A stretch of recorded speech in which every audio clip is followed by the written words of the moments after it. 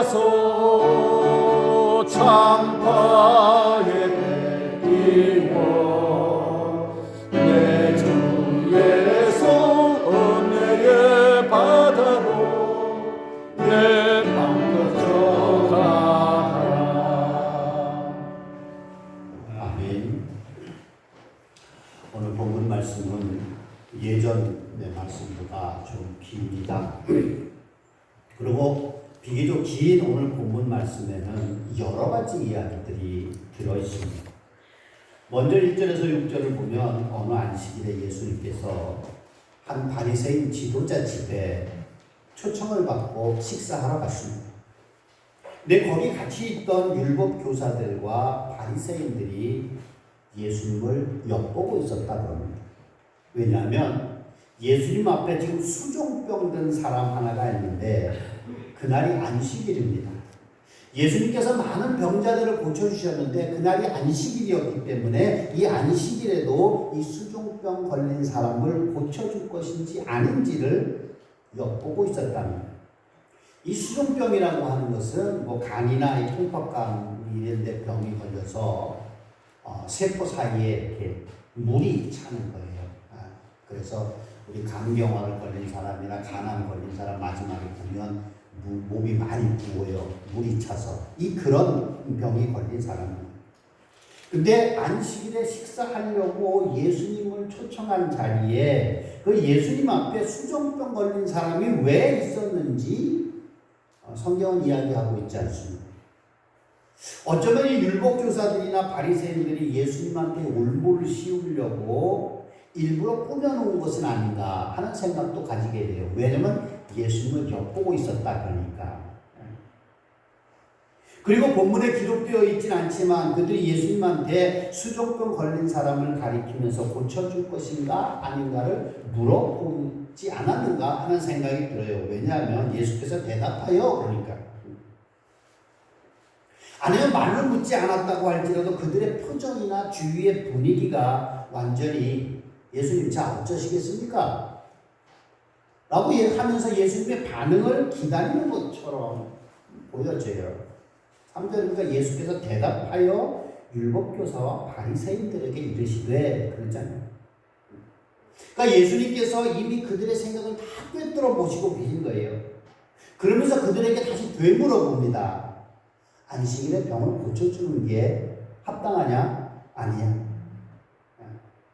절묘하게 그 공을 그들에게 돌려버렸어요.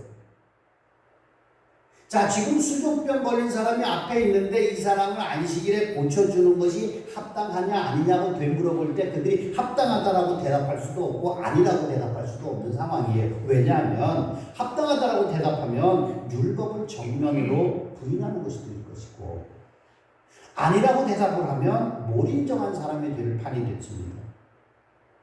자, 예수님을 함정에 빠뜨리려고 짜놓은 그 자리에 순식간에 자기들이 빠져들게 됐어요. 그러니까 그들이 아무 말도 못하고 잠잠했다. 그렇게 오늘 성경은 얘기합니다. 그들이 가만히 있으니까 예수님께서 그 수종병 들린 사람을 고쳐주셨습니다. 그걸 보내고 나서 그들에게 다시 물어보십니다. 너희 중에 누가 그 아들이나 소가 우물에 빠졌다 그러면 안식일에도 끌어내질 않겠느냐. 그러나 그들은 여전히 예수님의 질문에 대답하지 못했다는 거죠. 그 다음에 7절부터 11절을 보면 7절에 청함을 받은 사람들이 높은 자리에 자기 택함을 두고 그들에게 비유로 말씀하여 이르시되 자, 잔치자리에 많은 사람이 초청을 받았습니다. 근데 서로 상석에 앉으려고 그랬나 봅니다. 눈치를 보면서 내가 좀 높은 자리에 앉으려고. 그 광경을 보신 예수님께서 딱하게 여기시고 그 자리에서 취할 지혜로운 처신에 대해서 말씀해 주셨는데 8절부터 11절이 잔치에 청함을 받았을 때 높은 자리에 앉지 말아라. 그렇지 않으면 너보다 높은 사람이 청함을 받았을 경우에 너를 초청한 사람이 와서 뭐라 그랬냐. 이 사람에게 이 자리를 내줘야 된다. 그러면 네가 부끄러워져서 제일 낮은 자리에 가게 된다. 청함 받았을 때 차라리 낮은 자리에 앉아있으라. 그러면 나중에 청한 사람이 와서 당신 자리는 여기 아니셔 높은 자리입니다 라고 옮겨줄 때 모든 사람들 앞에서 네가 영광이 되지 않겠느냐. 우리 자기를 높이는 자는 낮아지고 자기를 낮추는 자는 높아질 것이다. 그러니까 사람들 앞에서 겸손하라. 그러면 부끄러움을 당하지 않을 것이다 하는 것이 오늘 여기서 우리에게 가르쳐주는 말씀이에요. 그러고 나서 12절부터 14절에 예수님께서 그 잔치를 베푸는 주인공한테 그 잔치상의 주인에게 전혀 다른 말씀을 해주고 있습니다. 또 자기를 청한 자에게 이르시되 내가 점심이나 저녁이나 베풀거든 벗이나 형제나 친척이나 부한 이웃을 청하지 말라. 두렵건대 그 사람들이 너를 도로 청하여 내게 가품이 될까 하노라. 잔치를 베풀려거든 차라리 가난한 사람들과 몸이 불편한 자들과 저는 자들과 맹인들을 청하라. 그리하면 그들이 갚을 것이 없으므로 내게 복이 되리니 이는 의인의 구할 시에 내게 갚음을 받게 됐습니다 하십니다. 다시 말하면 잔치를 베풀어서 그 사람들을 불러서 잔치를 하는 것 좋은 일이지만 가까운 사람들끼리 서로 주고받는 것만 해서는 하나도 칭찬받을 것이 못 된다는 거예요. 되받을 것을 기대하지 말고 잔치상을 베풀어서 먹이고 입히고 이렇게 하는 것을 내가 베풀었으니까 너도 나에게 베풀어 달라고 하는 기대감이 없이 그냥 그것을 할 수 없는 가난한 사람들, 몸 불편한 사람들 불러서 먹이는 것. 그리고 돌려보내면 이 땅에서 그 사람들이 너에게 다시 되갚아주진 않겠지만 하나님의 칭찬과 보상이 있을 거라는 거예요. 보상을 바라지 말고 베풀어 주라는 거예요. 우리 친구들 사이에도 그런 얘기 해요. 밥을 잘 사는 친구가 있고 안 사는 아주 깍쟁이 구두쇠가 있어요. 밥도 한 번 안 산다고. 능력이 있는데 안 사는 사람은 뭐라 그러지만 능력이 없어 못 사는 사람들도 있죠. 그런 사람들에게 대가를 바라지 말고 그냥 베풀어 주라는 거예요. 자, 예수님께서 이렇게 잔치상에서 말씀을 하시고 나니까 그 잔치에서 같이 밥 먹던 사람 중에 한 사람이 일어나서 이런 얘기를 합니다.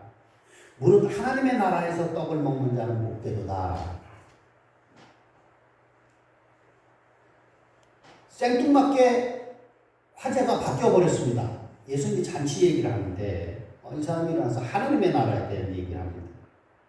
그러니까 예수님께서 또 그 말씀을 딱 들으시고 거기에 기회를 놓치지 않고 한 가지 비유로 하나님의 나라에 관한 말씀을 또 가르쳐 주시는데 16절 이하에 나오는 말씀. 이르시되 어떤 사람이 큰 잔치를 베풀고 많은 사람을 청하였더니 잔치할 시각에 그 청했던 자들에게 종을 보내서 이르되 오십시오. 모든 것이 다 준비됐습니다. 하니까 모두가 다 일치하게 사양하는데 한 사람은 내가 밭을 샀으니까 아무래도 밭을 가서 돌아봐야 됩니다. 그러니까 양해해 주십시오. 또 한 사람 내가 소를 5개를 샀는데 이 소들이 어떤지 소의 상태가 어떤지 길을 들어졌는지 내가 어떻게 길을 들여야 되는지 시험하러 가야 됩니다. 그러니까 양해해 주십시오. 또 한 사람 내가 장가 들었기 때문에 나 아내를 기쁘게 해줘야 되기 때문에 못 보겠습니다. 종이 돌아와서 얘기합니다. 그랬더니 주인이 누워면서 빨리 시내와 거리로 골목에 가서 가난한 사람, 몸 불편한 사람, 맹인 이런 사람을 다 데려와라. 종이 가서 그렇게 했습니다. 명대로 했는데 빈자리가 있습니다. 그랬더니 길과 산을 타대에 가서 사람들을 강권해서 데려다가 내 집을 채우라.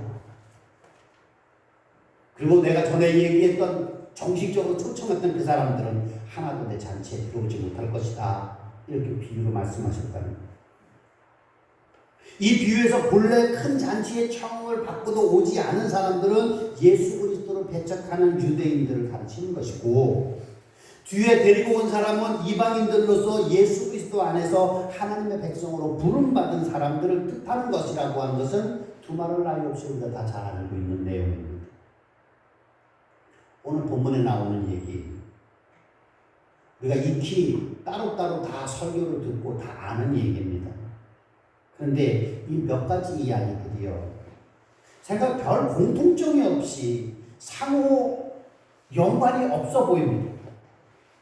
예수님께서 안식일에 병을 고치신 일과 사람 많은 잔치자리에 가면 낮은 자리에 앉으라고 하는 지혜로운 처신에 대한 말씀과 잔치를 베풀고 많은 사람을 먹이려고 하거든 가난한 사람, 몸 불편한 사람들 부르는 것이 칭찬받을 일이라고 하는 교훈과 본래 청함받은 자들이 오지 않고 뒤늦게 모은 사람들이 부름받았다고 하는 이 하나님의 나라에 관한 비유의 말씀이 각각 따로따로의 이야기처럼 여겨집니다. 그런데요, 오늘 누가복음 14장을 보면요, 이 이야기가 예수님께서 같은 날 같은 자리에서 예수님이 하신 얘기라는 거예요.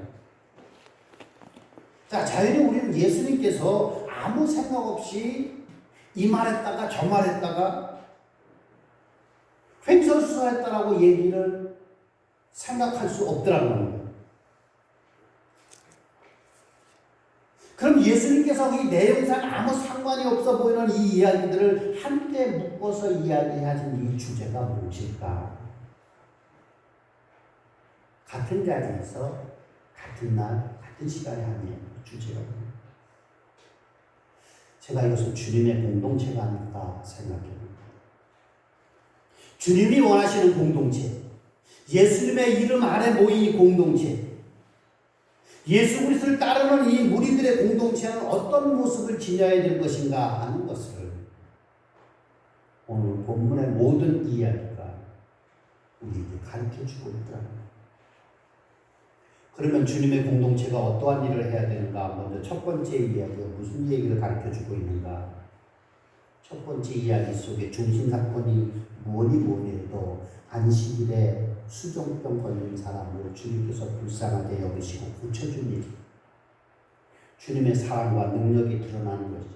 그리고 예수님께서 안식일의 주인이라고 하는 사실입니다. 수종병 걸린 사람이 낫기를 바라는 사랑의 관심은 하나도 없고 예수님을 시험하려고 했던 불순하고 악의적인 시도가 좌절이 되어버리고 말았잖아요. 문자적인 율법주의에 대해서 주님의 사랑이 승리를 했다고 하는 거예요.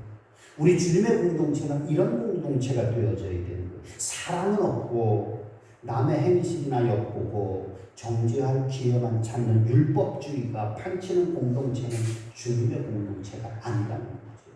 거기 사랑이 있어요.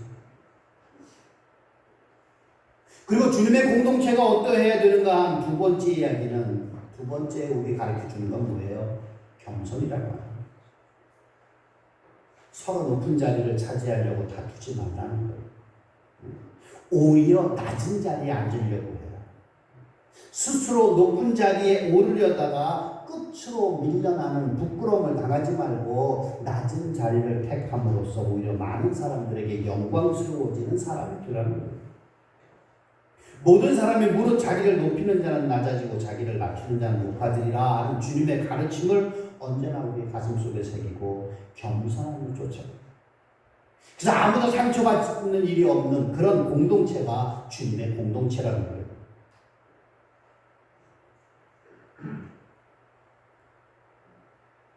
사람들에게 인정을 받든지 말든지 나에게 맡기는 일을 겸손하게 충성을 다하지 않고 자기 스스로 잘난 듯이 세상적인 방법으로 자기를 드러내고 자기를 PR해서 교회 안에서 어떤 자리를 차지하는 집사되고 권사되고 장로되고 그런 사람들이 있더라고요. 주님의 공동체답지 못한 일이라고 합니다. 또 주님의 공동체가 어떠해야 되는가 세 번째 이야기는 우리에게 무슨 가르침을 줘요? 이 이야기의 요점이 뭐예요? 사람을 불러서 잔치를 베푸는 것 좋은 일이지만 가까운 사람들끼리 서로 주고받고 하는 것, 니들끼리만 주고받고 하는 것 하나도 칭찬받을 일이 아니다. 받을 것을 기대하지 않고 가난한 사람과 몸 불편한 사람들을 불러 먹이는 것이 나중에 하나님으로부터 칭찬과 보상을 받을 일이라고 하는 것입니다. 예수님께서 사람을 청해서 식사를 대접하는 바리새인 지도자에게 뭐라고 말씀하셨어요? 네가 점심이나 저녁이나 베풀 것은 벗이나 형제나 친척이나 부하니 예수를 청하지 말라.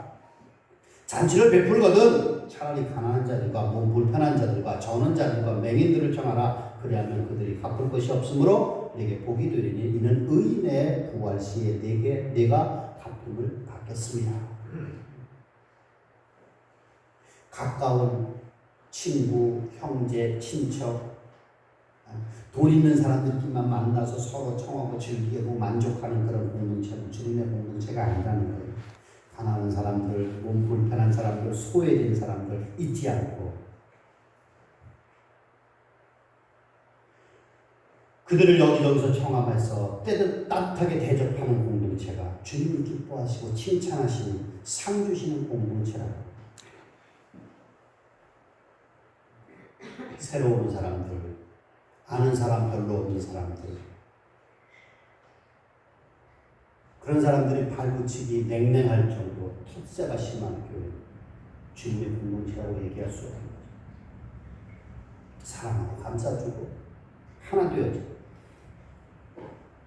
또 주님의 공동체가 어떻게 해야 되는가? 오늘 보면 네 번째 이야기가 우리에게 가르치는 것이 뭐냐?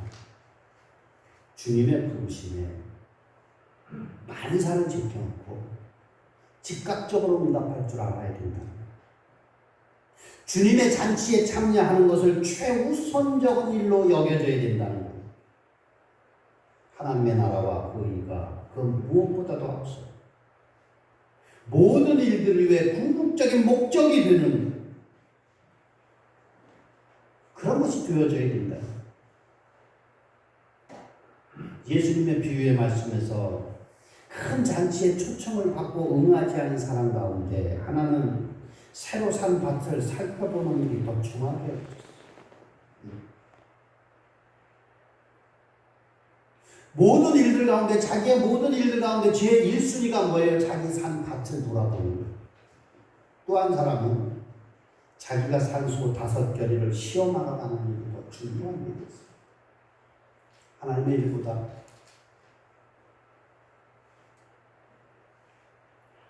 자기 소를 관리하는 것이 더 우선이었더라고요.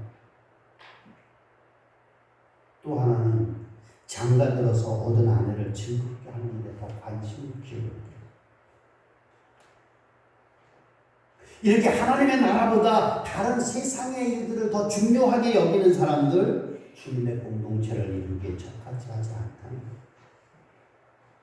그렇다고 해서 밭을 팽개치고 소 팽개치고 아내 팽개치라는 것이 아니다. 어디에 우선순위를 두고 가느냐는 것입니다.